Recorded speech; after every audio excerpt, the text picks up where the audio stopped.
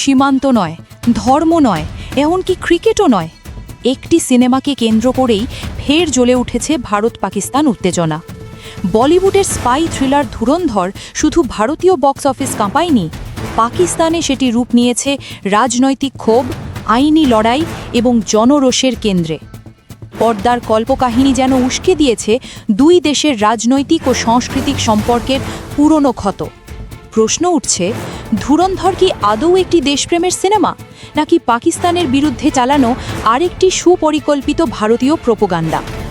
রণবীর সিং অভিনীত ও আদিত্য ধর পরিচালিত এই সিনেমায় দেখানো হয়েছে একজন ভারতীয় গোয়েন্দাকে, যিনি পাকিস্তানের করাচিতে ঢুকে অপরাধী চক্র ও সন্ত্রাস নেটওয়ার্ক ধ্বংসের মিশনে নামেন। নিজের পরিচয় গোপন রেখে করাচিতে বসবাস, সেখানকার আন্ডারওয়ার্ল্ডে অনুপ্রবেশ, এই সেটআপকে ঘিরেই এগিয়েছে পুরো কাহিনী। সিনেমার গল্পে জুড়ে দেওয়া হয়েছে ১৯৯৯ সালের বিমান ছিনতাই, ২০০১ সালের ভারতীয় সংসদ হামলা, ২০০৮ সালের মুম্বাই হামলার মতো বাস্তব ইতিহাসের স্পর্শকাতর ঘটনাগুলো। ২০২৫ সালের ডিসেম্বরে মুক্তি পাওয়া এই সিনেমা মাত্র কয়েক সপ্তাহেই আয় করেছে ১২ বিলিয়ন রুপিরও বেশি। তবে অভিযোগ উঠেছে, উগ্র জাতীয়তাবাদ আর পাকিস্তানকে শত্রু রাষ্ট্র হিসেবে উপস্থাপন করলেই সিনেমা হিট, এই পুরনো ফর্মুলাই অনুসরণ করেছে ধুরন্ধর। একজন দর্শকের ভাষায়, এই সিনেমাটা একেবারেই আলাদা ধরনের। বেশিরভাগ ভারতীয় সিনেমার গল্পের পটভূমি থাকে ভারতকে ঘিরে, কিন্তু এখানে দেখানো হয়েছে একজন এজেন্টকে, যে পাকিস্তানে ঢুকে পুরো একটা জীবন কাটাচ্ছে। করাচিকে ঘিরে তার সংগ্রাম, ভয় আর পরিস্থিতি, এই কারণেই সিনেমাটা আলাদা লেগেছে এবং আমার মনে হয় দেখা খুবই গুরুত্বপূর্ণ। কিন্তু পাকিস্তানে এই সিনেমাকে ঘিরে চিত্রটা একেবারেই ভিন্ন। সেখানে অভিযোগ, ইতিহাসকে একতরফাভাবে বিকৃত করেছেন ভারতীয় নির্মাতারা।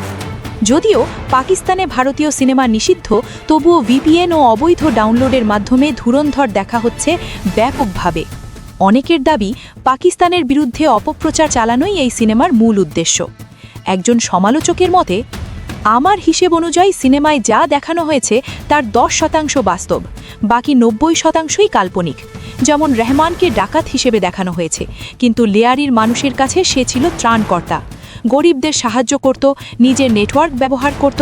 আর সিনেমায় দেখানো আসলাম চৌধুরী নামে যে পাকিস্তানি পুলিশ কর্মকর্তার চরিত্র, তা পুরোপুরি ভুয়া। ধুরন্ধরের তুমুল সাফল্যের আড়ালেই তীব্র বিতর্ক। ভারতে যারা সিনেমাটির সমালোচনা করেছেন, তাদের অনেকেই অনলাইনে হুমকি এবং আক্রমণের শিকার হয়েছেন। বিনোদনের মাধ্যম থেকে সিনেমা যেন পরিণত হয়েছে দেশপ্রেমের পরীক্ষায়। তবে অনেকের মত ভিন্ন। তাদের মতে, জাতীয়তাবাদী নায়ক ছাড়াও একটি সিনেমা ব্যবসা সফল হতে পারে। একজন বিশ্লেষক বলছেন, যেসব সিনেমা দর্শকের মধ্যে দেশপ্রেমের অনুভূতি জাগায়, সেগুলো সাধারণত ভালো ব্যবসা করে, কিন্তু শুধু বিষয়বস্তুই যথেষ্ট নয়। এই সিনেমার ক্ষেত্রে নির্মাণ, অভিনয়, গান সব কিছু একসঙ্গে কাজ করেছে। এই সমন্বয়ে ধুরন্ধরকে সফল করেছে। পাকিস্তানি সিনেমাটির বিরুদ্ধে সবচেয়ে তীব্র প্রতিক্রিয়া এসেছে করাচির লিয়ারি এলাকা থেকে। সিনেমায় লিয়ারিকে অপরাধ ও সন্ত্রাসের কেন্দ্র হিসেবে দেখানো হয়েছে, যা স্থানীয়দের মতে সম্পূর্ণ মিথ্যা।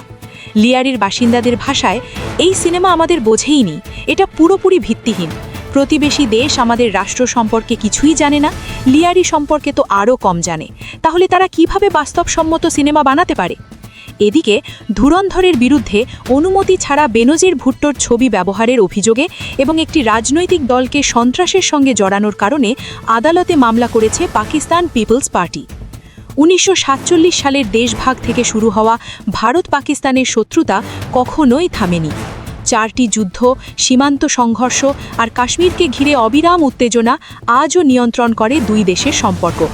সেই বাস্তবতায় বিনোদনের গণ্ডি ছাড়িয়ে ধুরন্ধর এখন আর শুধু একটি সিনেমা নয়, এটি পরিণত হয়েছে দক্ষিণ এশিয়ার রাজনীতিতে আরেকটি শক্তিশালী হাতিয়ারে।